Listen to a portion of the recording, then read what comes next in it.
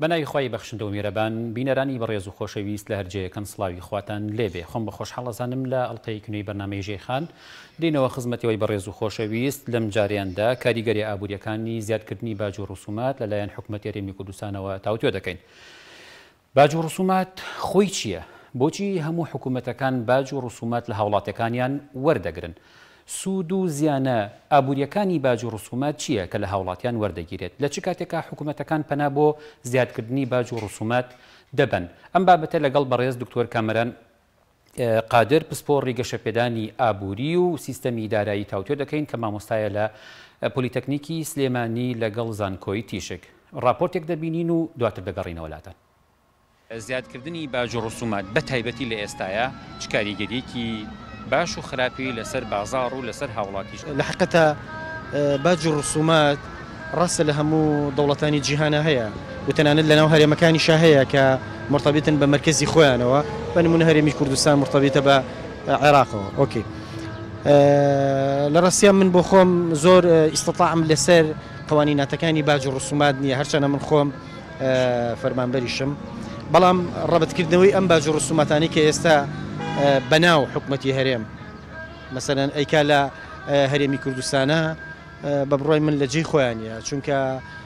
واقعیتێکی ئێستا لە ئارا هەیە بەڕاستی خەڵکی کوردستان هاوڵاتیانی کوردستان لە وەزعێکی زۆر نالەبارە ئەژین لە ڕووی مادیەوە، یعنی گەشتۆتە ئاستێک کە بەڕاستی لە خەریکە ئەگاتە خوار ژێر سفرش، یعنی وەزعی هاوڵاتیان لە کوردستانە وەزعێکی زۆر نالەبارە، زۆر نابەجێ دروستیان کردووە. لەم حاڵەتەیە حکوومەت کێت باج و ڕسومات دروستەکە یەکەم بۆ مەشغوڵکردنی هاوڵاتیانە لە کوردستان، دووەم ناشێتە خانی جێبەجێکردنەوە ئەم حاڵەتانە. دەرکردنی بڕیاری باج و ڕسومات لەلایەن حکوومەتی هەرێمی کوردستانەوە تا ڕادەیەک بڕیارێکی باشە و هیوادارم ئەو باج و ڕسوماتە کۆمپانیا بازرگانەکان بگرێتەوە، بە تایبەتی ئەو کۆمپانیانەی کە لە بواری گواستنەوە و گەیاندندا کار دەکەن، وەکو کۆمپانیەکانی ئینتەرنێت، کۆمپانیەکانی هێڵی گەیاندن و دەبێت لە کوردستانە یعنی هەموو شتێک باجی لەسەر هەبێت، بەڵام ئەو باجە هاوڵاتیانی سڤیل نەگرێتەوە، چکە هاوڵاتیانی سڤیل ئێستا لە دۆخێکی باشدا ناژین، قەیرانی دارایی تەنگی بە هەمووان هەڵچنیوە، بۆیە من پێم باشە باج هەبێت، ینی باج هەبێت، بەڵام کۆمپانیا زەبەلاحەکان بگرێتەوە نەک هاوڵاتیانی سڤیل. دیارە لە وڵاتی ئێمە وڵاتی عراق بە تایبەتی و شەرقیەکان و بە تایبەتی کوردستانیش کە ئێمە ئەقلیمێکین سەر بە وڵاتی عراقین، ئەم هەرێمەی ئێمە داهات و ڕسوم و داهاتی زۆرە، بەڵام لە ڕسوم و گومورکە لە زیادکردنی باجە زۆر بە ئاسانی باجەکان زیادەکرێت، بەڵام بەداخەوە ناکرێت، ناتوانن مەسەرەن گەورەترین کێشەیە وڵاتە حل بکەن. لە ماوەی 2 سەعاتە 9 بڕیارم بە چای خۆم لە تەلەڤیزیۆنێک لە تەلەڤیزیۆنەکان بینی کە 9 بڕیار بۆ ڕێخستنی باج دانرا، زۆرم پێسیر بوو کە کێشەی ئەوانەی کە موچەخۆرن ساڵانێکە نەیانتوانیوە حەلیکەن، بەڵام بۆ دانانی باجێک لە ماوەی چەند سەعاتێکان 9 بڕیار دەرەکرێەوە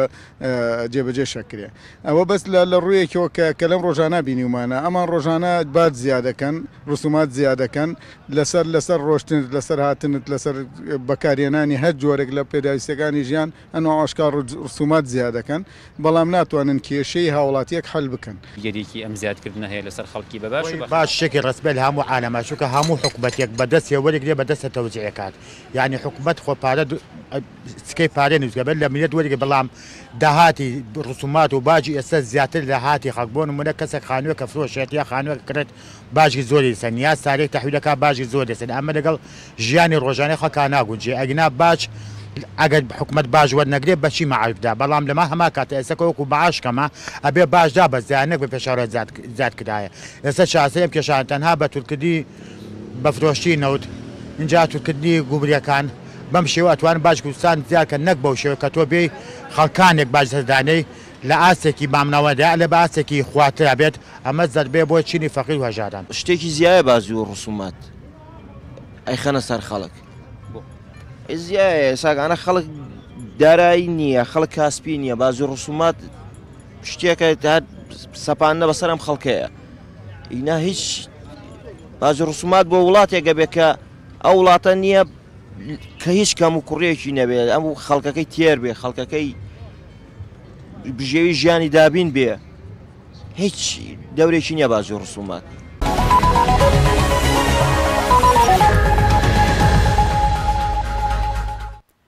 بینەرانی بەڕێز و خۆشەویست جارێکی تر سڵاوتان لێبێ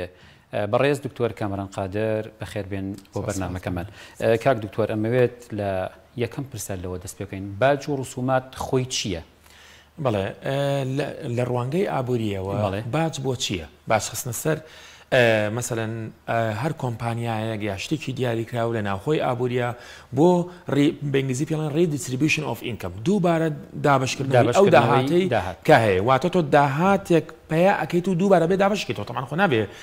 حکومت بۆ خۆی هەڵگرێ بۆی دۆخێکی سایکلی بازنەی دروستکەیت بزڵبت باج چییە؟ باج ئەوەیە کە تۆ کاتێک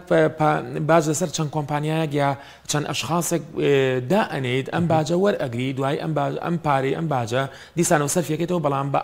بە باشترکردنی ئاراسی ئابووریە واتە تۆ یەکەمش دەبێت هەژاری کەم بکەیتەوە ئێ باشە هەیە مەسەلەن ئاستی ئینکەم دەخلی کەمە و تۆ ئەبێ یارمەتی ئەوانە بێ بەڕاستی یان کەواتە دووبارە کاک دکتۆر ئێستا ئەم ساڵ لە سەرەتای ساڵە وەزارەتی پلاندانین عێراق باسی لەوە کرد کە ڕێژەی بێکاری لە عێراقا بەرز بووەتەوە بزڵبت ئەوەی کوردستانیش طبعا باج هەر ئەوە نییە کە تۆ باجەکە لە کۆمپانیاک شتێک یا کۆمپانیاگەی ئەشخاص وەرەگریت و دیسانە ئەیتەوە بۆ بە هەژاران یا ئەو کەسانی کە بێکارن یا ئەو کەسانی کە دیسیبڵن یعنی نقصانە ناتوان کار بکەن مثلەن تۆ قووەتێکی ئابووری ئەی بەو کەسانە ئەو کەسانش خواز لەسەر شتومەکە خزمەتگوزاری دروست ئەکاوە چی ئەبێت بەپێی قانونی سای بالضبط بەبێ قانونی سای خواز لەسەر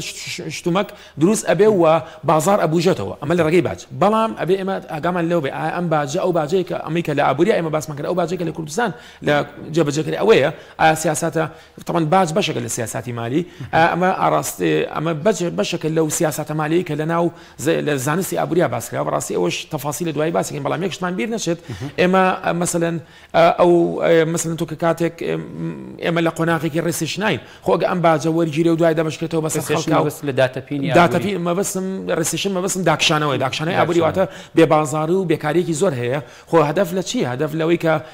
حکومەتانی بڵێن ئەوروپا ئەمریکا کە مەسەلەن بیمەی بێکاری ئێن مەبەسەلەکە ئەوە نییە کە کەسەکە تەنها خۆی پێ بژێنێ و بۆی کە مەسەلەن وەکو نەچێتە هێڵی هەژاریەوە ئەوەی چێکە لە هەدەفەکان هەدەفێکی تر ئەوەیە کە خواست لە ناو بازار دروستکا و بازار نەبووشێتەوە بەڕاستی ئەمە هەدەفێکی زۆر گرنگی کە لە ناو باج بێخواست و کەم خواست دروست نەبێت بالضبط جا یەک شتی ترمان بیر نەچێت ئێمە مەسەلەن ئەو باجێکی ئاخرێتە ئێمە هەتا پارە زۆر فێت منفعی کەمە بێتەوە یعنی ئێمە نازم لە مایکرۆ ئیکۆنۆمیکا یا بڵین لە اقتصادی سوزیا باسی ئەکا مەسەلەن تۆ هەتا پارە و زۆر بێت واتە ئەو پارەی ناتوانانی هەمووی سەرفەکەی لە مای چەند ڕۆژگا و دەوڵەمەندێک هەیە لەبەرەوە ناتوانانی ئەو خواستە دروستکەیت واتە ناتوانانی با بازارێکی گەورە بوو ئەو دەوڵەمەندانە دروستکەیت لەبەرەوە کاتێکت پێداویستەکانیان تێر بوو ناچن مەسەلەن بەردەوام لە کڕینی ئەو پێداویستیانەکە ئەگەنە دۆخی مارجیناڵ بالضبط ئەگەر دۆخی مارجینال بەڕاستی ئەو کەنسەپتێکە بۆیە باسی ئەو کەلیمانە ناکەم لەبەرەوەی کە بەڕاستی تۆ زەحمەتە بۆ بینەر بتوانێت لەو کەنسەپتانە تێبگایە لەو چەمکانە تێبکە بەڵام وەکو ئێستا وتم مەسەلەن وەرگرتنی باج بۆ دووبارە دابشکردنی داهاتە بەسەر مەسەلەن تاکەکانی کۆمەڵگا باشە ئێمە لە هەرێمی کوردستانە دۆخێکمانەیە حکوومەت باج و ڕسوماتەکان زیادەکە بەبێ پشتیوانەیەکی قانونی ئەمەیان بابەتێکی یاساییە بەڵام ئەوەی ئەمێنێتەوە لە ڕووی ئابووریەوە زیادکردنی باج و ڕسومات لە دۆخی قەیرانە دۆخێکی ئاساییە لە ڕووی ئابووریەوە لە ڕووی ئابووریەوە مەسەلەن کە کاتێک مەسەلەن دەوڵەتان یا بەڵێن کوردستان یا عێراقی هەست دەوڵەتێکی تر بێت تووشی چی ئەبێ تووشی با بڵێن ئێستا ئەم قۆناغەیەکمان تووشی کورتێنان بووین کورتێنان لە چی نەفەقاتە زیاتر لە ئیرادات طبعا تۆ ناتوانانی نەفەقاتەکانی خۆت کەم بکەیتەوە و ناشتوانی ئیرادات زیاد بکەیت لەبەر ئیرادەی تۆ بنەوتەوە سعینەوە بەرز نابێتەوە چگە لەوە بڵێن چەند مەسائلێکی تر هەیە کە مەسائل ئەتوانی مەسەلەن گەندەڵی لە ناوبەری بەڵام ئەوە لە چوارچەوەی بالضبط ئابووریانە لە ئابووریاڵە هەر ئەسڵەن هەر نابێ گەندەڵی هەبێت ئەوە ئەمە هەیە ئەوە شتێکی ئیداریە بەسەرەن مەسەڵەن گەندەڵێکی ئیداریە گەندەڵێکی مالیە کە بڵێن ئەکرێت ئەگەر مەسەلەن ئەمە بخێنە دەرەوەی ئابووریەکە بەڵام ئێمە ئەگەر لە ڕووی زانستی ئابووریەوە باسیکەین مەسەلەی لە کاتێکە حکومەتان تووشی کورتهێنانە بن ئەم کورتێنانە چیە بەچی پڕێکاتەوە ناچارە بە باج پڕێکاتەوە باشە ئەمە چەند خەلەلێکی تیا طبعا ئیجابیات و سلبیاتی تیا ئەمە باج هەرەوە نیە سلبیاتی هەیە ئیجابیاتی زۆر زۆرە طبعا لە دواییە باسێکن لێرەیە لە قۆناغی ئێمە داکشانەوەین واتە خواز لەسەر شتومەک و خزمەتگوزاری ناو بازار زۆر کەم بۆتەوە طبعا ئێستا بێ بازارێکی زۆر زۆرتون هەیە یعنی بۆچی لەبەرەوەی کە ئاستی دەخل ئاستی داهاتی تاکەکانی کۆمەلگا کەم بۆتەوە بە دەوڵەمەند و فەقیرەوە هەمویان مەسەلەن ئەگەر دەوڵەمەندێ مەسەلەن لەوانەیە بڵێن مانگانە 6 وەرەقی دەستکەوتوی ئێستا لەوانەیە 40 وەرەقی دەستکەوێت مەسەلەن ئەگەر یەکێک مەسەلەن 5 وەرەقی دەستکەوتوی ئێستا لەوانەیە 2-3 وەرەقی دەستکەوێت من کەواتە تۆ پێشتر ئەوە داهاتەکەم بۆ کە داهاتەکەم بۆ تۆ لەلایەکترەوە حکومەت یەت مەسەڵەن باجە خاتە سەر ئەو شتمەکانی کە تۆ بەکارهێنی کەواتە بەشێک لە داهاتی تۆ دیسانەوە ئەبات کەواتە زیاتر داکشانەوە ڕۆیات بەڵێ زیاتر داکشانەوە ڕۆیات داکشانەوە یعنی بێبازاری گەورە ڕۆیات بەڵام ئێمە لایەکی تریش دکتۆر بەشێک لە بێبازارەکە ناگەڕێتەوە بۆی کە حکومت باجی ڕاستەوخۆ وەرەگرێ و باجی ناڕاستەوخۆ وەرەگرێت بزەبێت لە گومرکەکان باجی ڕاستەوخۆ لە ئەو شتانە وەرەگرێت کە داخلی ئەم وڵاتە بێ و دواتریش لە ڕێگەی مۆڵەت و ڕێگەکانی خۆیەوە باجێکی تریش وەرەگرێت کەواتە هاوڵاتی لەژێر دوو باجایە لەو حاڵەتە بزەبێت هاوڵاتیان لەسەر دوو باجایە بەڵام نقطەی مهم چییە لە باجە نقطەی مهم ئەوەیە کە ئایا تۆ باجە خەتە سەر چی ئەمە نقطە واتە هەموو شتێک نابێ باجی بکەیت هەموو شتێک نابێ باجی بخەیتە سەر یعنی هەنێش لێ ئەوەی کە حکومت باجی خصوص سەر هەر کەم ئەسڵەنە بێ زیاتریش بخەیتە سەر طبعا ئێستا دوو ڕوونیەکەینەوە چۆن بەڵام بە شەرتێک حکومت ئەم پارێکە وەرەگرێ ریدیستریبیوشن ئۆف ئینکەم دووبارە ئەم داهاتە تەوزیع کاتەوە نەک بڵێن بچە بەم لا بەولایە ئەمە نقطەیەکی زۆر زۆرگەنە دکتۆر من لە ڕەفیقێکی خۆم پرسی کە لە فنلەندایە ئەڵێ ئاستێک هەیە بۆ داهات ئەگەر تۆ داهاتت ئەم ئاستە بێ حکومت بۆ نەباجت لێ وەرناگرێ ئەگەر لەمە زیادی کرد بڕێکت لێ وەرەگرێ زیاتر بوو واتە بە شێوەیەکی پلەبەندی بەرزێت تەساعودی بەڵێ لە ئابووری هەیە ئەو نیسبە ئەو باجە تەساعودی هەیە و من کە ئەڵم باجە خرێت سەر شتومەکەکان مەسەلەن ئێمە شتومەکی زۆر زەڕوریمان هەیە کە بەردەوام خەڵک ڕۆژانە بەکارێنێ ئەو بە هیچ شوێ نابێ باجی بخرێت سەر بۆ لەبەری کە هەژارەکان و دەوڵەمەندەکانیش بەکاری ئێهێنن بەڵام هەژارەکان زۆرتر بەکارێنن چونکە بۆ نمونە ئەگەر مەسایلی خواردن ئەگەر یەکێک مانگانە 500,000 بێ ڕەنگە 400,000 بچێ بە خواردن کەواتە لە سایە هەشتای داهاتەکەی چوو بە خواردن بەڵام دەوڵەمەندێک کە 4 ملیۆنی هەیە ملیۆنێکی ئەچێ بە خواردن کەواتە لە ڕبعێکی واتە لە 125 داهاتەکەی ئەچێ بە خواردن کەواتە تۆ لێرەیە ئەگە باس خێتە سەر خواردن و ئەو بەرومانی بەس ئەو شتانی کە زۆر زەڕوی ڕۆژانە بەکاری بەڕاستی فەقیرەکە زەیتیاکە دەوڵەمەندەکە کەمتر زەیتیاکە لە لایەکی ترەوە ئێمە چەند بەروبوومێکی ترمانێت چەند شتێکی ترمانێت بۆ نمونە ئەگەر سیارەی مۆدێل زۆر بەرزە بێ مەسەلەن ئەگە 8 پستۆن بێ مەسەلەن هەفتانە یا بڵێن بە 4 ڕۆژ جارێکە هەفتانە 100 لیتر بنزین مثلا صرف کات ئەمە بەڕاستی زۆرینەی خەڵک نییانە مثلا جارێ و فەقیرەکان هەر نییانە فەقیر من بەسمان چی هەژار مە بەسمان چی ئەوەی کە پێڵن کرۆنیک پۆڤرتی ئەوەی کە هەژارێکی زۆر تونگە تەنانەت لە پیداکردنی خواردنیشە یعنی نقصی زۆرە ئێمە باسی ئەوە ناکەین نەک باسی ئەم چینی مامناوەند بکەین ئێمە جارێ باسی چینی مامناوەند ناکەین باسی چینی هەژاران ناکەین ئەوانە بە هیچ شێوەیەک بنزین بەکارنێن لەبەر ئەو داهاتی کە ئەوان بەکارهێنن لە بنزینە بێ لە داهاتی ئەم بنزینەیە ئەو باجی خاتر سیارە و بنزینوانە بدرێ بۆ چینی هەژارانە بۆی ئەوانیش ئاسیب ژێویان بەر تا ڕادەیەک بەرز بێتەوە کاک دکتۆر ئێمە سیستەمی بانقیمان نییە تۆ چۆن نەتوانی چینێکی هەژار دیاریکەی کاتێک کە باج و ڕسومات فەرزەکەی ئەمی لێ بپارێزی ئەو چینە فەقیری لێ بپارێزی بالضبط اینجا کێشەی کوردستان ئەوەیە کوردستان و عێراقیش ئەوەیە کە مثلا هیچ شتێکی نییە نە سیستەمی بانکی هەیە نە مثلا شەفافە نە مثلا بەڕێوەبردنێکی چاکی هەیە نە ئابووریەکی باشێ یعنی کێشەکە ئەوەیە یعنی کە تۆ دەزەبی بۆ هەر شتێک ئابووریمان هەیە یان کێشەی ئیدارەی ئابووری طبعا کێشەی ئیداری لە ڕوانگەی خەڵکەوە کێشەی ئیدارەی مالیمان هەیە مثلا چۆن ئەو دارایی کە هاتە ئیدارەیەکەی بەڵام لە ڕوانگەی منەوە کێشەی ئابووریشمان هەیە ئێستا لەوانەیە بڵێ باشە چۆن بینەران بپرسن باشە چۆن کێشەی ئابووریمانی کێشەی ئابووری ئەوەیە کە تۆ پشت بە یەک پرۆدەکت یەک ئایتەمە بەستی کە تەزیری ئەکەی بەڕاستی ئەوەی دەزیز ئەوەی کە پێڵێن نەخۆشی هۆڵەندی طبعا ئەو نەخۆشی هۆڵەندیە کاتی خۆی ئەم حاڵەتەکە ئێستا پیشەسازی و زەرعا دیسڕۆی بووە بڵێن وێران بۆ لە ناوچووە ئێخۆ ئەمە هەر لە وڵاتی ئێمە ڕووی نەیەوە کاتی خۆی لە هۆڵەندا لە 70 بۆ 82 ئەم شتە ڕوویاوە مەسەڵەن کاتێک گازێکی زۆریان مثلا دۆزیەوە مثلا پشتیان بەو گازە بەس با بڵێن من پێڵم گاز تا بڵێن غازە بڵێن لێرە پێڵەن غاز بەس بە ئینگلیزی پێڵەن گاز ئەو غازە کە بڵێن کە دۆزیانەوە تەزدیریان کرد و داهاتێکی زۆریان هاتە دەست و سەرفیان کرد و هەمان دۆخی عێراق وەک ئەم دۆخی عێراق یعنی بەم ڕادەی خراپنەوە بەڵام دۆخێکی خراپیان لێ دوایی مثلا زانە ئابووریەکان دۆزیانەوە مثلا ئەو یەکێک ناوی کۆردنە نازانم ئەگەر هینە ئەو دۆزیەوە کە خەلەلەکەی لەکوایە مثلا خەلەلەکەی ئەو داهاتێک کە تۆ پشت بەتەنیا پێ پشت بێ بەستووە بەبێ ئەوەی کە مثلا ئەو بەبێ ئەوەی کە هیچ بچێتە پرۆسی بەرەمێنانەوە مثلا وەکو سیارە دروستکردنێکە کۆمەڵێک مثلا کرێکار لەسەر پرۆسەکە بن مثلا بەبێ ئەوەی کە ئەو داهاتەوە هەروە دەستکەوتو کە هەروە دەستکەوتو خسووتە ئابووریەوە بە ئینجەکشن مثلا بە ئینجەکشن ئابووریەکە ئاوساوە و دوای تەقیبە و فش بوتەوە وەکو ئەڵێ ئێستا وەگەوەی کە ئێمە بەسەرمان هاتووە بەڕاستی بالضبط ئەم حاڵەتەیە ئەمە کێشەی ئابووری من لە ڕوانگەی منەوە بەڵێ کێشەی ئابووری گەورەش هەیە نەک هەر کێشەی ڕەنگە ئیدارەی مالیەکە چارەسەرکە بەس کێشە ئابووریەکان وازوو چارەسەر ناکرێت مەسەلەن بەلایانی کە بەگەل لە ئێستاشەوە خەریکی 5 بۆ 10 ساڵ خەیانە تا کێشە ئابووریەکان کێشە ئابووری ئەوەی لە ڕوانگەی منەوەیە نەک معاش لای من معاش بەشێکی مەسەلەی ئابووریە بەشەکانی تر زۆر زۆرە مەسەلەن تۆ چی لە بەتاڵەکەی چی لە بێکاریەکەی بەڕاستی ئەم باجەشکە ئەخرێتە سەر مەسەلەن ئابێ وەکوتم ئەوێ بە وریاییەوە بێ ئەگە باج ئەخرێتە سەر ئیسرادات و باج ئەخرێتە سەر ئەو سیارانەی کە لۆکژەرین مەسەلەن بۆ کەسانێکی زۆر کەم ئەتوانن مەسەلەن بیکڕن ئەوە احتیادی هەچکە ئەوە باج لەسەر دەوڵەمەنە بۆ نمونە زۆربەی ئەو کەسانی کە زۆرترین بنزین بەکارێن یا زۆرترین وقود ئەو فیۆڵی کە بەکارێنن دەوڵەمەنەکان دەیەتە خوارەوە تا ئەو سیارانی کە هینە بەڕاستی کاک دکتۆر ئەمریکا بۆ ناستراوە کە باجێکی باج ڕسوماتێکی زۆر لە هاوڵاتیەکانی وەرەگرێ بەڵام هەر ئافرەتێک لە قۆناغی حامیلەوە تاوەکو لە دایکبوونی مناڵەکەی قۆناغی باخچە قۆناغی خوێندنی تاوەکو پۆلی 12 تەواوەکە هەموو شتێکی مناڵەکە پەروەردە و تەندروستی و بابەتەکانی لەسەر حکوومەتی ئەمریکیە بۆ باجی کە لە هاوڵاتیەکانی وەرەگرێ لە هەرێمی کوردستان و لە عێراق ئەو باجی کە لە هاوڵاتی وەرەگیرێت بۆ پڕکردنەوەی کلێنێکە یان چۆن طبعا ئێمە لە ئەوڵا باسی هەدەفی باجمان کرد طبعا ئەم هەدەفەیە ئەم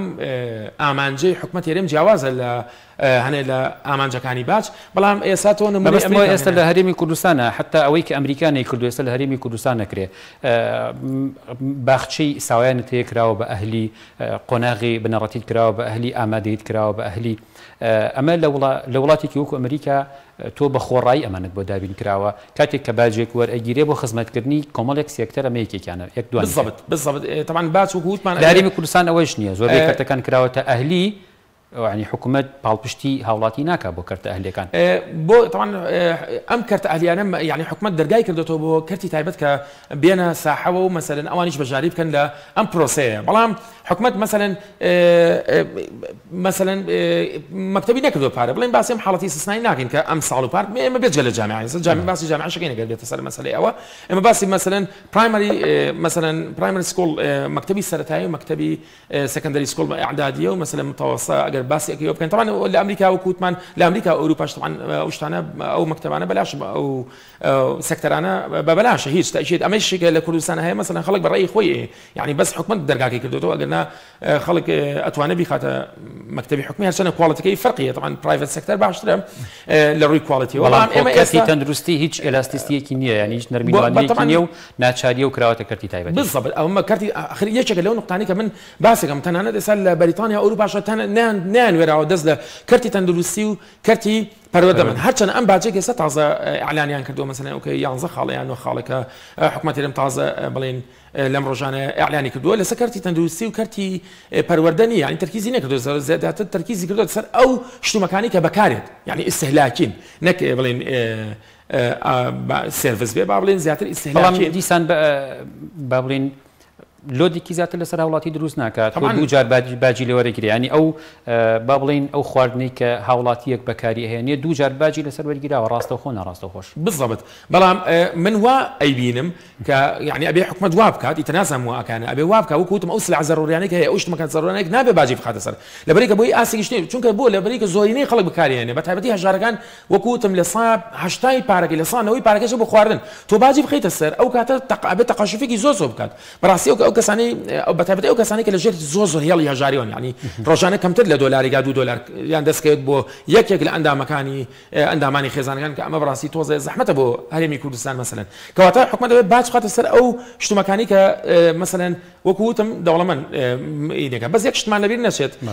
ئێستا کە باسی باجمان کرد مەسەلەن لە ئەوروپا ئەمریکا طبعا باسی ئەومان کرد ئەم لە ئەوڵاوتم ڕیدیستریبیوشن ئۆف ئینکەم دووبارە تەوزیعکردنەوەی ئەو داهاتە طبعا ئەم باجی کە وەریەگرێت وەکوڵم ئەو باجە نابێت لەسەر سلعی زەڕوری بێ لەسەر کەلەمالی بکاتە کە وەریەگرێت ئەبێت دووبارە سەرفی کاتەوە بەڕاستی دووبارە سەرفی کاتەوە لە مەسلحەتی چێ لە مەسلحەتی هەژاران ئەبێ وا بکات ئەگە وا بکات هیچ کێشەی نییە باج بەڵام ئێمە بیرمان نەچێت لە قۆناغی ڕسیشنین داکشانەوەین بەڕاستی ئەم باجە زیاتر تەسیری کاتە سەر بازار و زیاتر بازار سست دەکات بەڵام دیارە حکومەت هێرم و بەڕێری ئەوەیە ئەڵێ من لەبەرەوەی کە دەفستم زۆرە لەبەرەوەی کە کورتێنانم زۆرە ئەم کورتێنانە بەچی بکەمەوە بە باج بڕێکەمەوە چکار بە واسایلەکانی تر ناتوانم بڕێکەمەوە باشە کاک دکتۆر حکومەت قەرزێکی زۆری لای هاوڵاتیە لە وەرگرتنەوەی ئەم قەرزانەیە ناتوانێت ئەو کورتێنانە پڕکاتەوە بۆی گرفتی گەورە بۆ بازار دروست نکات چونکە بازار خۆی لە دۆخی داکشانایە کاتێکیش کە باج بەرزەکەیتەوە دیسان بازار خراپترە بێ کە بازار خراپترە بێ ئەو کاتە با بڵین زۆرینەی کۆمەڵگە ئەکەوێتە بەرە و لێشاوی زەرر و زیانە بالضبط طبعا ڕاکێشانەوەی پارە لە دەستی ئەزمموی تورکیامان هەیە بۆ نمونە کاتێک کە حکوومەتێک هاتە سەردەسەڵات بینی قەرزێکی زۆری لە لای هاوڵاتیانە حکوومەتەکانی پێشوو داشکاندنێکی زۆری بۆ هاوڵاتی کرد بۆی ئەم پارەیە بگەڕێنێتەوە و توانی قۆناغێکی باش ببڕێت بەڵێ یەک مشکلە هەیە لە حکوومەت هێرەمان یعنی خەرجەکان ئەمەنە زۆرن بەڕادەیەک زۆرن یعنی هەموو ئەو قەرزێکە حکوومەت لای خەڵکو و لای کۆمپانیاکانە کۆی کاتەوە بەشی 3 مانگ 4 مانگ ناکات ئەمە کێشەکەیە یعنی حکوومەت نەفقاتی زۆرە یعنی نەفقاتەکەش ئەگەرێتەوە بۆچی ئەگەرێتەوە بۆ بینی ساڵی 2010 بۆ 2013 لەو بینیان نەفقاتێکی زۆری ئیلتیزاماتێکی مالی خشێتە سەر شانی خۆی کە لە کاتێکەکەنەوە دامەزێ لە دوای 2015 ئەو ئیلتیزاماتە مالی بۆ جێبەجێ ناکرێت ئێستاش نە ئەوەیە دەستێتە نەفقاتەکان کە نەفقاتەکان ببڕێ ئەی بڕێ مەسەلەن ئەڵێ وڵات 10,000 موچە خۆرمان بڕی و 13,000 ئەوانە تەنها لە ساعت 2 3 یا 5 یا 7 کۆی گشتی نەفقاتە کە تۆ پێویستە لەسەر ئەو نەفقاتانەی کە پرۆدەکتیڤ نین کە بەرهەمدار نین بەڕاستی یا کەمی کردەوە یا بیبڕی ئەگە بتوانی بیبڕی ئەگەر نەتوانی ئەوەی کە پرۆدەکتیڤ نییە ئەوەی کە بەرهەمدار نییە مەسەلەن ئەو خەرجانەی کە هەیە کە هیچ بەرهەمێکی نە خەدەمی هەیە نە بەرهەمی حەقیقی هەیە مەسەلەن باشە کاک دکتۆر بینیمان یۆنان و ئیسپانیا و هەندێک لە وڵاتان لە 2008 کە تووشی قەیرانی ئابووری بوون هەوڵیاندا بە تێکەڵکردنی وەزارەتەکان بە کەمکردنەوەی خەرجیەکان قۆناغەکە تێپەڕێنن جگە لە ڕێژەیەکی کەم باج زیاد کرا لە هەرێمی کوردستان بۆ ئەمە ناکرێ بەڕاستی ئەوە لە ڕووی ئەوەی کە بڵێن حکوومەت بچووکرێتەوە ئەوە حکوومەت ئەوە شتێکی زۆر باشە ئێستا کە من باسی ئەن ئینپلۆیمنت ماسک ئەن ئینپلۆیمنتەکە مەسەلەن بەتاڵی مقەنعەکەم یا ئەو کەسانی کە پرۆدەکتیڤ نین ئەوە بەشەکە لەوەی کە حکوومەتەکە زۆر فراوانە حکوومەتەکە یعنی ئەوە نییە بڵین 6 ملیۆن کەس یا 5 ملیۆن کەس بەڕێوەبەرێ بەڕاستی ژمارەیەکی زۆر لە وەزارەت و لە ئەو کەسانی کە لە حکوومەتە کارەکەن بەس ئەوە نییە بەڕاستی چونکە بۆ کە تۆ ژمارەی زۆر هەبووە ئەوە خەرجەکان بەقەت ئەو ژمارە زۆرە بێت تۆ ناتوانانی ئەو خەرجانە کەڤەر بکەیت کە ناتوانانی ئەبێ حکوومەت بەڕاستی بچووی کاتەوە جا بۆ نایکە حکوومەت یا لە بەرنامەیەت یا بەرنامەی هەیە بچووی کاتەوە یا بەرنامەی بچ ئەویان مەسەلەیەکترە بەڵام ئەبێ بیکە ئەم ڕۆژنێک ئەبێ سمێنە هەر بیکە مەسەلەن ئەگەر نا وەزعەکە هەر ئاوا بە سستی ئەمێنێتەوە بەڕاستی سەرەکانی منەوە بوو ویستم لە بەڕێزە بپرسم ئەم دۆخەی کە ئێستا حکوومەت لە ڕێگەی وەرگرتنی باج ڕسوماتێکی زۆرەوە بۆ دابینکردنی موچە ئەم دۆخێکی کاتیە ئێمەکە باس لە ئابوووریەکەین باس لە پلانێکی دوورمەوە و استراتیژیەکەین ژیانی ئابووری بەم شێوە ئەگوزارێت سێریکە ئێمە وەکووتم باجە خاتە سەرچی ئەگەر هاتوو باش خاتە سەر ئەو شتانێکە مەسەلەن لەسەر کۆمپانیاکان و لەسەر کۆمپانیا گەورەکان بە تایبەتی کۆمپانیا گەورەکان لەگەڵ ئەشخاصێک ئەو کەسانی کە ئیسtisماراتیان کردو ئیسtisماراتێکی زۆریان کردووە یا داهاتێکی زۆریان هەیە یا معاشێکی زۆریان هەیە یەکجار زۆریان هەیە زۆری احتیاجی باجیان خاتە سەر نەک زۆری احتیاجی بێ خاتە سەری تەنانەت دەگەر وەزعی ئابووریش باش بوو بۆ لەبەری کە تۆ ئەبێ مانی سرکولیشن یعنی مانی سرکولیشن چییە تۆ لە فەقیرەوە لە دەوڵەمەندەکان و لە کۆمپانیەکان یعنی دابەشی خەڵکێکی تۆ دوای خەڵکیش چ خەرجەکاتەوە ئەچێتەوە بۆ کۆمپانیەکان یعنی ئەمە مانی سرکولیشنە کە زۆر گرنگە لە ئابووریە بەڕاستی ئەوە لە کاتی مثلا ئەزمە نەبێ ئەبێ باشە بێت بەڵام ئێمە پێشتێکمان لەبیر نەچێت لە کاتی ڕسیشنە داکشانەوەی ئابووریە حکومەتان نەفقاتی خۆیان زیاکەن و باج کەمەکەنەوە ئێستا بەعکسەوەی نەفقاتی خۆی کەمەکاتەوە و باج زیاکات یعنی بەعکس یعنی تۆ ئەوەیتر یعنی حکومەت هەوڵەیەت مثلا نەفقاتی خۆی خواستی ڕاستەقینە نەمرێت جوڵەی بازار بەردەوام بێ و نەوەستێ حکومت نەفقاتی خۆی زیاد دەکات لە کاتێران بەس چ نەفقاتی ئێمە بێ بزانین چ نەفقاتی ئێستا من باسی ئەوەی کرد کە نەفقاتی نەفقات پێشەوە یعنی یەک دوو دقیقە پێشەوە باسی ئەوم کرد کە نەفقات کەم کاتەوە چ نەفقاتی وتم نەفقاتی unproductive یعنی غیر یعنی ئەوەی کە بەرهەمی نییە ئەوانە هەر بێن نەیەڵێ و هەر نابێن نەبێت بەڕاست بەڵام نەش بووە ئەومان لەبەرچاوە کە خەرجەکانی حکوومەت چ لە عێراق و چ لە هەرێمی کوردستان بە تایبەتی خەرجەکانی حکوومەت بەشێکی زۆری بۆ موچڕوە موچەش بۆ بابەتی کارگەڕیە بابەتی کارگەڕیش ماسک ئەنئیمپلۆیمنت یعنی بەتاڵی مقەنعیتیە ئەمە مشکلەکەی مثلا لە شوێنێکە لەوانەیە دە کەسی تیا بێت لەناو مثلا لە دائیرەی لە ژوورێکە دە کەسی تیا بێت بە یەک کەسی شەکە بڕەوە بە دوو کەسی شەکە بڕەوە طبعا هەر خەلەلەکە حکوومەت خۆی بۆ ڕازیکردنی خەڵک ئەمەی کردووە مثلا کە نابێت بۆ ڕازیکردنی خەڵک مەسەڵ ئێستا من هەنێک کاڵم باج هەبێت لەوانەیە خەڵک زۆر دژم بێت مثلا کاڵم باج هەبێت بەڵام ئەو باجی کە من ئێڵم نەک ئەو باجی کە حکوومەتی حکومەتی هەرێمی ئەو باجی کە ئەم حکومەتانە ئێڵن ئەو باجی کە منەڵم بەڵێ ئەبێ هەبێ پێویستە بۆ لەبەریکە مزایدات سیاسی نیە بەس کاتی خۆی حکومەتی هەرێم مثلەن ئەم خەڵکانی تعیین کردووە بۆ یعنی حکومەت پێ بکاکەوە کە لە کاتێکە ئەوە شتێکی زۆر غەڵەتە حکومەت یەکسانی کردووە لە باجە تۆڵێ ئەبێ دادپەروەری بکە لە باجە ئەبێت دادپەروەری لە باجە هەبێ باج زۆر احتیاجی هەبێ و ئەشبێ هەبێت و لە ئابووری ئەشبێ هەبێ وێمە تەجروبەی بەڵام نابێ بە یەکسانی نهانا پێی چینەکانی کۆمەڵگە نەک بە پێی ئەو چینە نزمەکانە بێ باجەکە پارەی باجەکەی بیتەوە مەسەڵەن ئێستا حکومەت کە معاشی بری لە معاشی بڕی مەڵێن لە 2016 و 15 ئەوانەیە مەسەڵەن یەکەم کەسکە یەکەم چین کە معاشی بڕی دیسیبل بوو مەسەڵەن یا تۆڕی کۆمەڵ تۆڕی خێزانی بوو بەڕە کە لە کاتێکا بووە هەمووی ببرێت ئەوە نەبرێت کە لە کاتێک ئەو دیسیبلانە ئەوەی کە مەسەڵەن پێڵەن کەمەند ئەبزان پێڵەن کەمەندام یا خاوەن پێداویستی تابێت پێما بێ پێڵەن مثلا لە ئەوە هەموو معاشی ببرێ ئەوەی نابایە بفرێ چونکە ئەوە پەیوەندی بە بەردەوامی ژیانی کەسەکە هەیە بەڕاستی و ناتوانێت بچێت لە مەسەڵەن یەکێک داهاتی 30,000 بێ هیچ نەبێ بە 10,000 بەس ئەمە ناتوانێت بەشداری بکە لە پرۆسی بەرهەمهێنانی یعنی فیزیکلی ناتوانێت بەڕاستی کەچی حکومەت ئەوانەی کە باجی مثلا معاشیان زۆر ئەوانەی نەبڕی بەس معاشکە تۆزە دواکەوتەوەی کە معاشی 2 میلیۆن 3 میلیۆن 5 میلیۆن مثلا زۆرەکان کەچی ئەوانەی بڕی کە 150,000 یانەیە لە کاتێکەوەی 150,000 بووە ببێ بە 300,000 و ئەوانەی 5 میلیۆنەکە بیکەدا بەس میلیۆنی نیە سا خەڵک لەوانێ شتێک نظریەک هەیە نظریەکی ئابووری طبعاً اینی سنس ئەو سن ئەو پیاوێکی مثلا هندیە ئابووری ناسکی هندیە طبعاً خەڵاتی نۆبڵیەوە کردووە نظریەکە پێڵەن سنس کەپابیلیتی ئەپڕۆچ یعنی باسی ئەوە کە حتا گەنەوە ئیکۆنۆمی گروث نمووی اقتصادی زۆر بەرز بێ لە وڵاتانە لە هەز دەوڵەتەکە بەڵام ئەگەر یارمەتی فەقیر و هەژارانی تیانە وەکو ئەو کەسانی کە نەک مەبەستن بزەڵ فەقیر و هەژاران بزەبت ئەو کەسانی کە دیسیبلن مثلا ئەو کەسانی کە خاوەن پێداویستی تایبەتن بۆ نمونە ئەوە یەکێک لە نمونەکان طبعاً ئەوە یعنی ئەوە ئابووریە بۆ هیچ ناکات بەڕاستی بۆ هیچ ناکات یعنی هاو نظریەی دانە دەربارەیەوە کە ئایا ئەم شتە چۆن ئەم کەسانش والی ئەەکەی کە ئاستی گوزەرانیان بەرز بێتەوە هەر نەک ئەوان هەر ئەو مثلا چینی خەڵکی تریشمان هەیە مثلا تەمەنی لە 65 زیاتر لە 70 زیاتر ناتوانێت ئیش بکات مثلا کە ئەزمەیەکی وا ڕوایەتی سەیڤینێکی نییە مثلا ئەگەیتە ژێر هێڵی هەژارێکی زۆرەوە کە لە کاتێکە ئەو کەسانی کە ئەتوان توانیان هیچکەن و کە گەنجن ئەبێ پارە کە کاتێک پێیانکەن ئەبێ باجبن بە حکومەتیش بیاتەوە بۆ ئەو کەسانە بەڵام لە ڕاستی من گومانم هەیە تا ڕادێکی زۆر گومانم هەیە لەوەی کە ئەو شتە بکرێت ئەسە باسی ئەمریکا و کرد مثلا کە چۆن حکومەتی ئەمریکا یا ئەوروپا مثلا ئەو باجە وەرگرت دوای دابەشێکاتەوە بەسەر یا مثلا ئەیاتەوە بە خەرجی مثلا قوتابخانەکان تەمانەوە شتێکی زۆر باشە بۆ سۆشیاڵە مثلا بۆ ئەوەی ئەوە شتێکی زۆر باشە بەڵام ثقەی بڵێن متمانەی خەڵک بە حکومەت نییە بۆیە خەڵک دژی ئەو باجە خۆگەر مثلا حکومەت مثلا متمانەیەک هەبووە ئەو باجی بخسا سەری خەڵک مشکلەی نەبوو ئەو ئەم باجایەتەوە دواییەتەوە بۆ ناو بۆ خەرجی ماڵ و مناڵی خۆمان یەتەوە بۆ بەتایبەتی بۆ مناڵ مەسەلەن ئێستا چایڵ بەنەفەت هەیە لە بەریتانیا مەسەلەن هەموو مناڵێک بڵێن بەپێی ئینکەمەکەیە کە کەسەکەی هەیەتی مەسە هەموو مناڵێک پارەی هەیە بەڕاستی ئەمە شتێکی باشە خۆگە حکومەت ئەو باجە وریە بیا بەوانە هەشتێکی زۆر باشە کاک دکتۆر پێشی بەرنامەکە باسی ئەوت بۆ کردم کە تۆ پێشتر لە فەرمانگەی باج کارت کردووە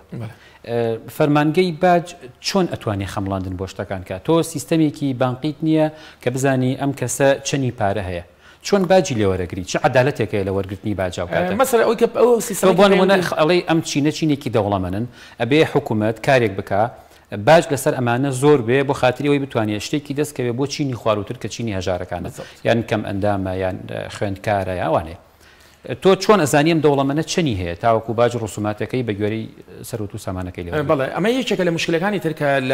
لە هەرێم لە هەرێمی کوردستان و لە عێراقیش هەروایە ماتام تۆ سیستەمی بانکی و نییە مەسەلەن کە سیستەمی بانکی و نەبێ واتە تۆ ناتوانیت تهدیدی کەیت کەسێک چەندی پارە دەسەکەوێت چونکە باج یعنی ئینکەم تاکس یعنی ئەوەی ضریبەی دەخلی پێڵێن مەسەلەن ڕاستەوخۆی ئەیخیتە باج خیتە سەر ئەو پارەی کە تاکەکان کە لە پرۆسی بەرهەمهێنانە کار ئەکەن مەسەلەن باجی لێوەرگری بەڵام تۆ چۆن ئەزانێ حکومت خۆی ینی لە سیستەمی کوردستان وایە حتمما عێراقیش وایە تەخمینی بۆ ئەکەن مەسەلەن ئەڵێن فلان کەس کە فلان دوکانی هەیە ینی حکومت خۆی بە تەخمیناتی خۆی ئەڵێ ئەمەی باجە مەسەلەن دیاری ئەکرێ مەسەلەن حکومت خۆی تەخمینێکە کە لە کاتێکە ڕاستی ئەمە ڕاستیتیانی ئەتوانین بڵین ئەو کەس یەکێکە هەر لە هەمان بوارە ئیشەکات ئەوەی پارە دەست ناکەێت بەزێکی تر هەر لە هەمان بوارە ئیشەکات بۆ نمونە پارێکی زۆر زیاتری دەسەکەی کە ئەوە فەرقێکی زۆر گەورەیە بەڕاستی بەڵام حکومت تەخمینێکە هەرمی یا بە فقراتی دانا فقرەی ئەلف و باوجیمی داناوە بەڕاستی ئەو فقرەی هیچیشی ڕاست نییە و کەواتە وەرگرتنی بازجیاکردنەوەی خەڵک کە تۆ چەنە پارە دەستکات چەنە پارە دەست ناکەوێت بەڕاستی پێویستی بە سیستەمی بانکی زۆر باشە بۆی کە مثلەن ئین و ئاوتەکە مەسەر ئەو پارەی کە ئین ئەبێت ئەچێتە ناو بانکەکەەوە ئەو پارەی کە ئاوت ئەبێت لێتە دەرەوە حرەکەی چۆنە چەند داهاتیە بۆ ئەوە هەمووی لەوێ دەرەکەوێت تەمەند لە وڵاتانی پێشکەوت و ئەو شتە نەک لە وڵاتانی پێشکەوت حتا لە تورکیا ئەوانەش هەیە مەسەلەن زۆر وڵاتانی بەس لە عێراقانیە بەڕاستی لە ماوەی ڕابردووە با بڵین لە ماوەی نزیکی ڕابردووە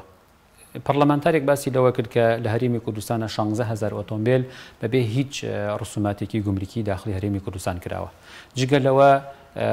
تەنها لە پارێزگای سلێمانیە زیاتر لە 60,000 ئۆتۆمبیلی با بڵێن علوجە ڕقم ڕەشە چی پێوتری ئەمانەمان هەیە ئەمانە هەمووی لە دەرەوەی سیستەمی ڕسومات و باج و ئەوانەیە ئەمە نەزیفێکی گەورەی ئابووری ماوە دروستەکە بەشێکی زۆر بۆ نمونە لە شوێنێکی وەکو کەلار بەشێکی زۆری با بڵین لە 10 ڕێژێکی ئەوەنە لە زەویە بازرگانیەکان تاپۆیە و ئەو شتانەی هەیە ینی حکوومەت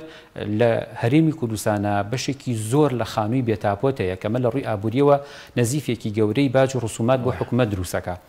ئۆتۆمبیلی بێسەرەتات هەیە کە داخڵ ئەکرێ ئۆتۆمبیلی علوج و چیتەیە یعنی ئەمە کەلێنی زۆرمان هەیە بۆ کۆکردنەوەی باج ئەگەر حکوومەت هەوڵی بۆ بدە جگە لە بابەتی ئەمنی کە ئەو ئۆتۆمبیلانەی کەی سەرەتایان نیە کێشەی ئەمنیشانەیە طبعا هەر یەکەم جار ئەبێ ئەم ئۆتۆمبیلانە مەسەلەن نهێنرابێن ناو هەرێمەوە مەسەلەن اینجا کە هێنراون تۆ بێ حەلیکەیت مەسەلەن ئەگەر تۆ بتێ داهاتی زیاکەی تازە هێنراون کە هێنراون ئەتوانی بیبێتەوە دەرهێرم نەخێ ناتوانانی بیبێتەوە دەرهێم ئەگەر ناتوانی کەواتە وای لێ بکە کە مەسەلەن چی بە ئیستیغلالی ئەوە بکە خۆی باشتر وابوو نێ ئیتر کە هاتووە بەڵعف پرسیارەکەی منەوەیە کە ئەمە شتێکە لە بەردەستمانایە ئۆتۆمبیلێکە لە بەردەستمانایە هاتنەکەی هەر ناوێکی سیاسی یان ئابووری لێ بنرێت ئێستا شتێک وجودی هەیە کە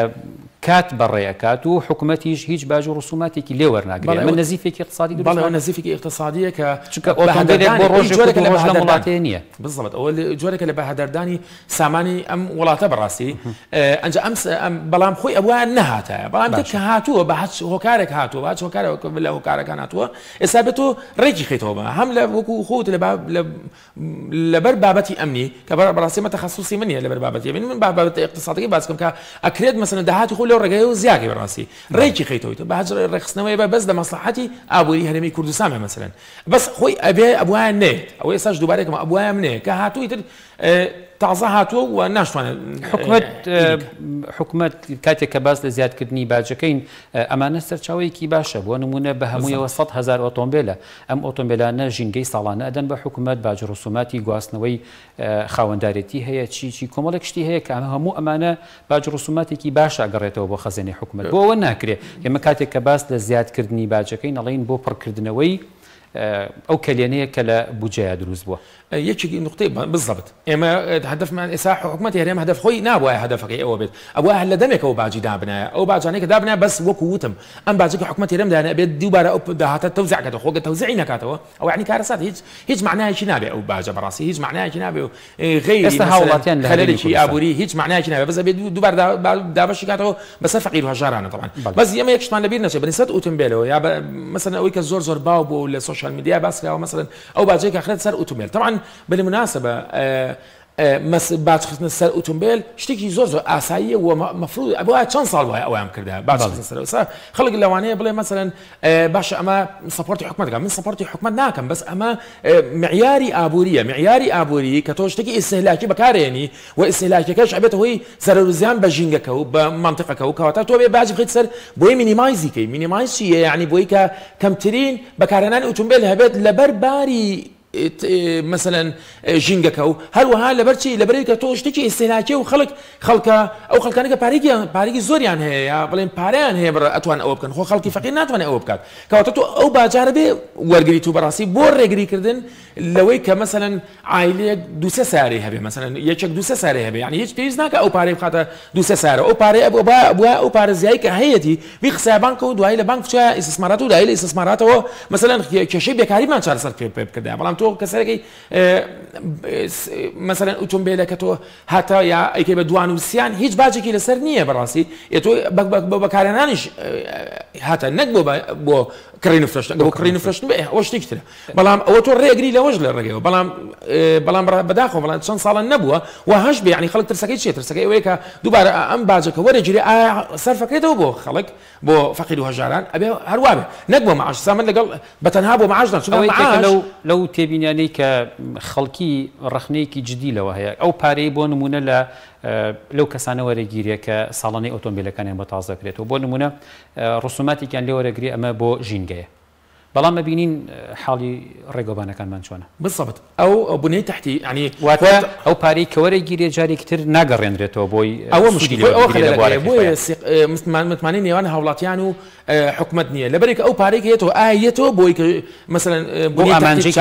بۆ وەرگیرە بزەبت ئەوە شتێکی زۆر یعنی یەکێک لە هەدەفەکانی باش چیە بۆی کە بنەی تحتی مثلەن ڕێک خەیتەوە مثلەن ئەوە وەرگرتنی باج بۆ ئەو مەبەسە هەشتێکی زۆر احتیاجی لە ڕووی ئابووری زۆر باشە و هەموو وڵاتان پەیڕەویان کردو و سەرکەوتوش بووین بەڕاستی بەڵام یەکێک لەم ئێستا مثلەن نەرویج کاکە لە ئێمە زیاتر نەوتی هەیە باجێکی زۆریشی هەیە بنزینەکەشی گرانە بەڵام ئەو داهاتێکە دەستێکەوێ ئەی خاتمە ئابووری کەنەدا لە ئێمە زیاتر نەوتی هەیە ئەمریکا خۆی ڕۆژانە 12 ملیۆن بەرمیل بەرهەمێنێ کە چوار ئەوەی عراق نەوت بەرهەمێنێ و باجێکی زۆریش هەیە بەڵام ئەمریکا و ئەوروپا و مثلەن نەرویج و ئەو دەوڵەتانی کە نەوتیان هەیە ئەم باجەکە وەرەگرن ڕێدیستریبیوشن ئۆف ئینکەم کە لە یەکەم قسەکردنمان لە مقابلەیە باسی ڕێدیستریبیوشن ئۆف ئینکەم واتە دووبارە دابشکردنی ئەو داهاتە ئێستا مثلەن ئەم باجە وەرەگرێت ئەیاتەوە بە معاشخۆر ئەیاتە بە چ معاشخۆرێ خۆ معاشخۆرێک 500 بێ هەموو مانگە معاشی وەرەگرێت بەس دیەکی 10 ملیۆنی هەبێت ئەی باشە خۆ یعنی ئەم باجە زۆرتر ئەو کەسێک 10 ملیۆنی هەیە مانگانە ئەو ئیسفادی زیاتر لێکردووە لە 300,000ەکە خۆ 300,000 مثلەن چەنی بە 50 کەس ڕەنگە نەتوانن معاشی یەک کەس وەرگرن کە مثلەن 8 ملیۆن هەیە لە حکومەتە 7 ملیۆن هەیە بەڕاستی ئەوە زەرەرەکەیە مثلەن ئەم باجە ئەگەر بیاتەوە بە معاش بەو شێوەیە کە ئەو 7 ملیۆنی باتەوە ئەمیش 300,000 باتێ ئەمیش زەرەرە بەڕاستی یعنی کەمە دووبارە ئەینەوە بە معاش کەواتە ئەو کەس 7 ملیۆنیە بای 7 ملیۆن پرۆدەکتیڤە بەرهەمدارە ناخێر ئێمە خۆمانە زین چەندین کەیسی ئاوا هەیە کە هیچ بەرهەمێکی نییە بەس بەرهەم نییە وکوتم یعنی بەرهەم ناشر شەر نییە بەرهەمی مەلموس بێت بەرهەمی خەدەمیش بێت بەرهەمی خەدەمیش نییە بەڕاستی یعنی ئەو پارەی کە حکوومەت لە ڕێگەی باج ڕسوماتەکانەوە وەریەگرێت و جارێکی تریش لە ڕێگەی موچەوە ئەیداتەوە بە هاوڵاتیان تەنها سوڕێکی کاریگەڕیە تەنها سوڕێکی کاریگەڕی بەڵام لە ئابووریا زۆر مهمە بەڵام مشکلەکە چییە مشکلەکە ئەوەیە ئێمە ئەم معاشانەی کە هەمانە زۆر بە نەعەدالەتیە یعنی تۆ هەر لەبەرەی کە یەکێک دیسەیبڵە مەسەلەن لەبەرەی کە لەوانەیە هەردوو قاچی نەبێت تۆ لەبەرەی کە دیسەیبڵە ئیشی بۆ ناکات هیچی بۆ ناکات چەند ئەوەی کە لە دایرەشە هیچی بۆ ناکات 150,000 هەموو جار هەڕەشەشی لەگەی کە 150,000 بڕیا ئەوەی تۆڕی خێزان یا تۆڕی کۆمەڵایەتی شتێکی وای پێڵێن مەسەلەن یەکێکە تەمەنی هەیە 150,000 یعنی تۆ ئەگە مانگانەش بێتە 150,000 یا 150,000 یا 200,000 کە بەڕاستی 200,000 و 150,000 لەو ئاسانیە کە بتوانێت بە بەردەوامی یعنی ئەو مانگی پێ تێپەڕێنێ بەڵام لەلایەکی ترەوە مەسەڵەن خەڵکانێکی زۆرێک کە معاشی زۆریانێ تۆ ئەبێ باش خیتە سەر ئەوانە لە پێناو ئەمانەیە واتە بێ معاشی ئەم کەمەکان زیاکەیت بالعکس بێ معاش کەمەکان زیاکەیت ئەو معاشانە زۆرگەی ئەو کەسانی کە 300,000 ناتوانن مەسەڵەن ڕەنج ڕۆڤەر بکڕن مەسەڵەن ناتوانێت سارێکی زۆر مۆدێلە بەرز بکرێت کە دنیای یعنی بنزینێکی زۆر سەرفەکە و ژینگەکە بۆ پیسەکە ژینگەکە بۆ دەوڵەمەندەکە بۆ فەقیرەکەش پیسەوێت کە فەقیرەکە لە کاتێکە بەشداری نەکردووە لەو پیسیە بەڕاستی لەو کاتە یعنی فەقیرەکە ئەمەی ترتیا ئەمە عدالەتی یعنی ئەگە بیت ناوناوڕەکەی ئەوەی کە سنس کەپیبڵیتی ئەپڕێت باسی ئەم تەفاسیلانەی هەمووی کردووە کە چۆن ئەم هەژارانە ڕزگارەکەیت لە ڕێگەی وەرگرتنی باج لە دەوڵەمەندەکان ئەمە شتێکی زۆر ئاساییە بەڵام ئێمە بیرمانەچێت لە حکومەت هێرم مەسەلەن چونکە پارێکی زۆر لە نەوتە هەبووە تەمەن ئەوە قڵێتە زۆر غەڵەتە تۆ حتى من وەکوتم نەرویج و کەنەدا کاکە ئەو دوو دەوڵەتن یعنی داهاتی نەوتیان یەکجار زۆرە یعنی مشکلیان لەوەیان نییە بەڵام نهاتوون ڕۆژان لە ڕۆژان بڵێ وڵا باج نەما لەبەرەی کە ئێمە وڵاتێکی نەوتی نەخشتی وان نییە بەڵام مشکلەی چیە مشکلەکە لە سیستەمی سیاسەکەشایە مەسەلەن بۆی کە من تۆ ڕازی کەم مەسەلەن چی ئەبێت ئەبێ هەموو شتێک بۆ بکەم بە بەلاش یاخە نابێ ئەوە 6 ساڵیش بەردەوام بوویت دوایەوە ئەڕوخیت ئەوە تا ئێستا خەڵک حکومەت هەر ناتوانێت قەنەعەت بە خەڵک چی بکات بۆ کاتی خۆی غەڵەتێکی کردووە هەموو پارەکەمان لە ساڵی 2003 بۆ 2013 هەمووی بە فیڕۆیە هەمووی یامان بە معاش و بە نەفقاتی تەشغیلی وی کە پێڵەن نەفقات سیارە بۆم دایرێ و بۆ کەسە و دوایشەوە تا ئێستا هیچی پێ نەماوە ئێستا نازانن چۆنی حلکات یعنی ئەوەیشی کە حکوومەت تەنها بۆ بابەتی کاریگەڕی و شتی ڕۆژانە بۆ بوونی تحتی ژێرخانی ئابووری ئێمە ئەبێ زۆر ئاگادار بین IMF سندوقی نەقدی نێودەوڵەتی ئەڵێ کاکەجان ئەبێ تۆ چی بکەیت تۆ لە سا بیستنەوەی خەرجەکانی خۆ لەناو بودجەیە بۆچی بۆ نەفقاتی تەشغیلی بەری ئەبێ لە سا هەفتاویەکی بۆچی ئەبێ بە لایەنی کەمەوە لە سا هەفتاویەکی بۆ نەفقاتی استثماری بێت ئەمە بەنسبە حکومەت ئێستا لە هەرێمی کوردستان پێچەوە لە هەرێمی کوردستانە نەک نەفقاتی استثماری لە دوای 2000 15ەوە بڕواناکەم نەفقاتی استثماری لە سان دووش بێت نەفقاتی استثماری واتە بۆ بنەی تحتی بۆ بنەی تحتی ئەم وڵاتە لە سان دووش نەبووە کە خۆی بێ لە سان هەفتا بێت تۆ سەری ئەو فەرقە گەورەیە بەڕاستی حتا لە کاتی کە نەوت بە 125 بەرمیل لە نەوت بە 125 دلار بووە نەفقاتی استثماری نەگەیشتە لە 125 نەفقاتی استثماری نەفقاتی تشغیلی هەمیشە لە سەر لە 170 بووە بەڕاستی هەمیشە کە ئەوە لە 129 کەمتر بێت ئەمە کارەساتەکەیە کاتێکمان زانی کەوتینە قەیرانێکەوە ئێتۆ خۆ پشت بە یەک پرۆدەکت ئەبەستی یەک ئایتمە بەسیم کاتێک کە کەوتینە قەیرانەوە کەسێکی نەمەکتەبە دروست کردەوە نەجادو دروست کردووە هەموو ئەو پارێشی کە یاوە بە خەڵک یای باشتی ئیسیلاکی کە لە دەرەوە هات شتەی ئیسیلاکی ئێستا ئەو تا چی لە شتی ئیسیلاکیەکەی هەموو پارە ئەو دۆلارێکی هەمان بوو چووە دەرەوە و هیچمان پێ نەما و ئێستا نازانین چۆن چارەسەریکەین لەم لا پیناکەی ئەم لە خەڵک تێگەی ئەیا پیناکەی پینە ناکرێ بەڕاستی دکتۆر بۆ نمونە وڵاتی سنگافورە ئیسپانیایە یۆنانە کۆمەڵی وڵاتی زۆرمان هەیە کە لە مێژووە یان لە تازە ئەیبینین ئەم وڵاتانە تووشی قەیرانی گەورە بوونە بەڵام ڕوئایەک هەبووە بۆ ئیدارەدانی قەیرانەکان و تێپەڕاندنی قەیرانەکان ئێستا لە هەرێمی کوردستان ئەم ڕوئایە ئەم تێڕوانینە هەیە بۆ ئەوی چارەسەری قەیرانەکان بکرێت بە شێوەیەکی دوورمەودا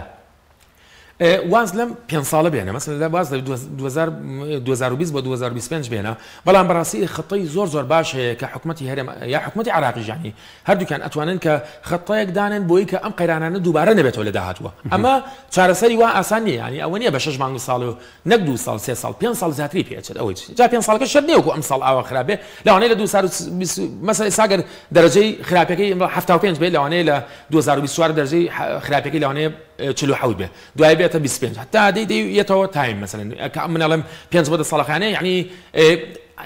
5 بۆ 10 ساڵی تر ناچێتەوە 2013 حاڵەتی 2000 من حاڵەتی 2013 بە حاڵەتێکی باش نازانم حاڵەتێکی تەندروست نەبوو 2012 بڵێ وەڵام من معاشم زۆرە تەواوی تا هەمشتە باشە نەخێر تۆ بزانە ئەوەی کە the contribution of the oil sector to GDP بەشداریکردنی ئۆیل سێکتەر تو GDP تۆ بەرهەمی مەحەلی بەرهەمی ناوخۆی چەندێکە ئەمە مشکلەیە یعنی تۆ ئەگەر نەوت بەشداریکردنی نەوت لە بەرهەمی مەحەلیە لە بەرهەمی ناوخۆی یا چەندێکە هەتا ڕقمەکەی بەرزبێ خراپە ئەبێ سەکتەرەکانی زەراعە و سەراعە و سیاحە و ئەو سەکتەرانێتر بەشداریکردیان بۆ GDP بەرزتر بێ خۆ ئەگەر وانە بێ ئەلبەتە بینەرانی بەڕێز ئەوە بزانن GDP واتە کۆکردنەوەی تەواوی بەرهەمی وڵاتێکە لا یەک ساڵی دیاری کراوە بالضبط بەس من ببوورە یعنی ئەو شەیە بەکارێنم یعنی ئەوە نیە بەڕاستی ئەوە تۆزێ کەنسەپتێکی ئابووریە مەفهومێکی ئابووریە بڵێ مەسەلەن ئەو بەرهەمی ساڵێکی دەوڵەتێک لە ماوەی 12 مانگە چەندێکە ئەوە پێڵێن GDP لە ناوخۆیە کە بڵێن بەرهەمێت مەسەلەن تۆ زۆربەی بەرهەمەکە و چی بێت زۆربەی بەرهەمەکە و چی بێت لە نەوتەوە بێت لە 180 ڕاستیەوە خراپە حتا وەردەی هاوڵاتی بەو شێوازە بکرێ هەوڵ بدا ئەو داهاتەی کە دەستی ئەوکەوێت لە بەرهەمێنانەوە دەستی بکەوێت نەک لە شتێکی کارگەری ڕۆتیناتێکی ڕۆژانە ئەوەش ڕەبتی هەیە بە سیستەمی سیاسیەوە مەسەلەن سیستەمی سیاسیەکە ئەبێ وای لێ بکە تازە خۆ حیزبەکانی خۆمان پێیان زانیوە کە ئەمە خەلەل بۆ کاتی خۆی بەس بە چیە ینی بەس هیوادارم لە داهاتوە نەبێ بەڵام ئەبێ خەڵک و خۆمان و حکومەتی هەرێم و حکومەتی بەخە ئەبێ بیر لەوە بکەنە بیر لەوە نەکەنەوە کە نەوەجێتە 200 دلار بێتە 200 دلاریش بۆ عقلیەتی ساڵی 2003 بۆ 2013 کار بکەن هەروەمان لێتەوە لەبەرەوە بیر لەوە مەکەنەوە تاو کاتێک کە نەوت بەرزە نرخەکەی کێشەمان نییە کاتێک خراپ بوویەوە ئەمەش دۆخمان تێگەچێتەوە سەیرکە ئێستا من تێستی عراقم کردووە مەسەلەن چی مەسەلەن هاتووم بە شێکی ڕیاضیات لە ساڵی 70 بۆ 2013 تێستم کردو ینی کەسێنم کردو ساڵی 70 مەسەلەن ڕێژێکی زۆرە بۆ تێستێکی ماتماتیکی بووە مەڵێنەوەی کە پێڵێن ئیکۆنۆمی ساڵی قیاسی بووە مەسەلەن لە ساڵی 80 کە بڵێن لە 82 دابەزیەوە بۆ بە 15 دلار دوای لە 86 بۆ بە 88 بۆ بە 8 دلار بەڕاستی ئەم حاڵەتی کە ئێستا بەسێمە دووبارە ئێستا لە عراق دووبارە بێتەوە چەندی جار لە مێژووە دووبارە بۆتەوە بەڕاستی دووبارە بۆتەوە کارەساتیشی لەکەوتەوە بەڕاستی ئەمە بڵێن دەرز وەرناگرین مشکلەکەوەیە بەڵام هیوادارم یعنی لەمە دووە ئەم دەرسە وەرگرن کە کاتێک تۆ داهات زیاد بێت ئەبێ ئیلا بگەڕێتەوە بۆچی بۆ سیستەمی باج کە شتێکی باشە بە زەوە کوتم ئەبێ حکومەت و خەڵکی متمانەیان بە یەکتری هەبێ ئەبێ خەڵکی حکومەت مەسەلەن ئەبێ حکومەت وا لە خەڵک کە متمانەی پێ بێ ئەگەر متمانەی پێ نەبێ بەڕاستی هەروبی زەربیش ڕاکردن لە زەریبینەوە لە باج کاک دکتۆر کاتی بەرنامەکەمان تەواو بوو زۆر سپاس بۆ بەڕێز دکتۆر کامران قادر پسپۆڕی ئابووری و مامۆستای پۆلیتەکنیکی زانکۆ سلێمانی بینەرانی بەڕێز و خۆشەویست لێرەدا بەم شێوەیە دێینە کۆتایی ئەڵقەی ئەم جارەشمان تاوەکو هەفتەی داهاتوو دێینەوە خزمەتان تاوەکو کاتە بەخوای گەورەتان ئەسپێرین خواتان لەگەڵ